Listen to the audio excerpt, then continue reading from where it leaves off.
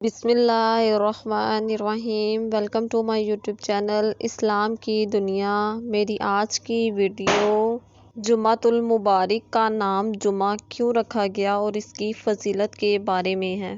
اللہ تعالیٰ نے ہفتے میں 7 دن بنائے، جن میں سے ایک دن بہت ہی بابرکت بنایا، وہ دن جمعۃ المبارک کا ہے۔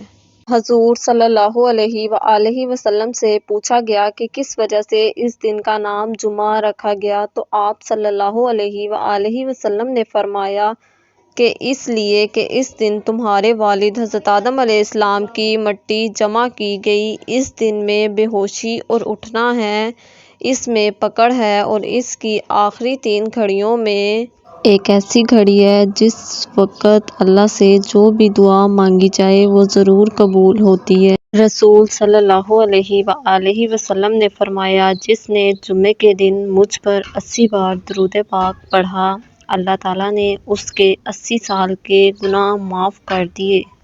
آپ سب کو میری طرف سے جمعے کا دن بہت مبارک ہو۔ اگر آپ میرے چینل پر نیو ہیں تو میرے چینل کو سبسکرائب کر دیجیے گا اور بیل آئیکن کو پریس کر لیجیے گا۔ اللہ حافظ۔